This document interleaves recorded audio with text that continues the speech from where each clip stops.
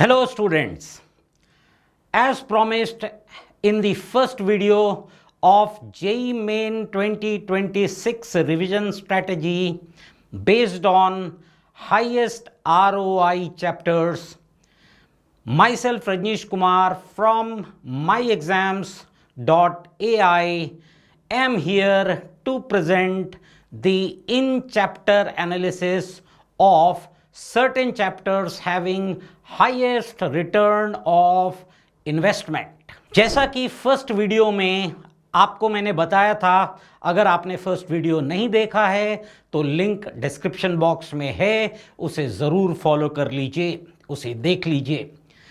मैं कह रहा था, जैसा मैंने फर्स्ट वीडियो में बताया था कि फिजिक्स में हाईएस्ट आरओआई वाला चैप्टर था करंट इलेक्ट्रिसिटी, जिससे लगभग 203 क्वेश्चन 5 सालों में आए हुए हैं और जिसे रिवाइज करने में काफ़ी कम समय लगता है।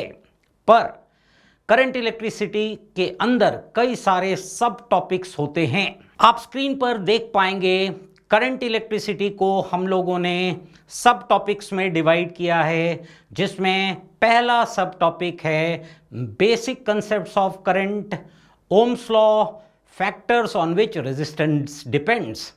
दूसरा सब टॉपिक जो है series and parallel combination of resistors है। तीसरा सब टॉपिक है complex series parallel resistor solving circuits. चौथा जो सब टॉपिक है उसमें सर्किट एनालिसिस होता है। पांचवें सब टॉपिक में अगर आप देख पाएंगे तो किरचॉफ्स लॉ है।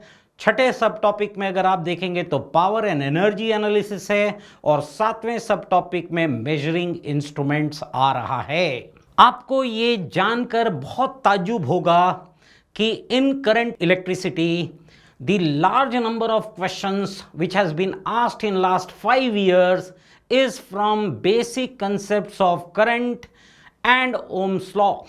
You can see in the table almost 26 easy questions, 7 medium level questions and 3 tough questions has been asked from only this concept, that is Ohm's law, factors affecting the resistance and basic current concepts.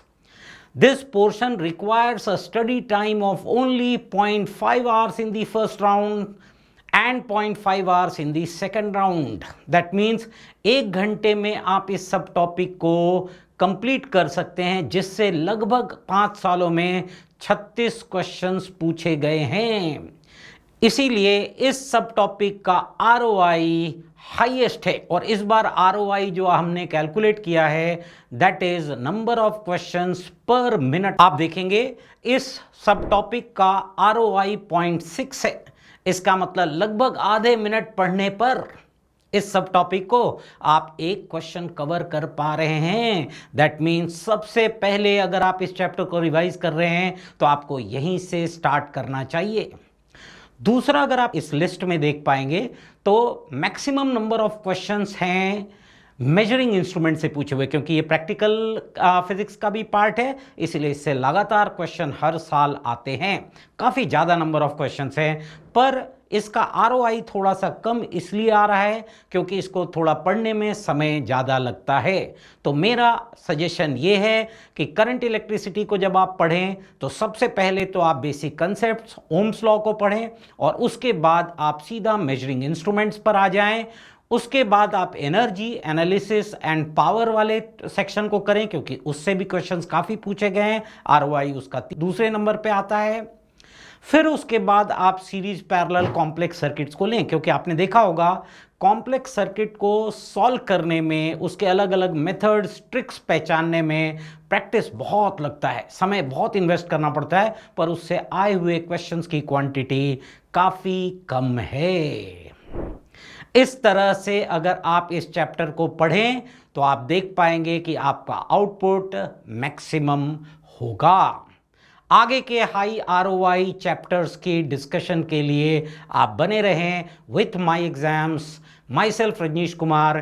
Thank you so much students and all the best for your preparation.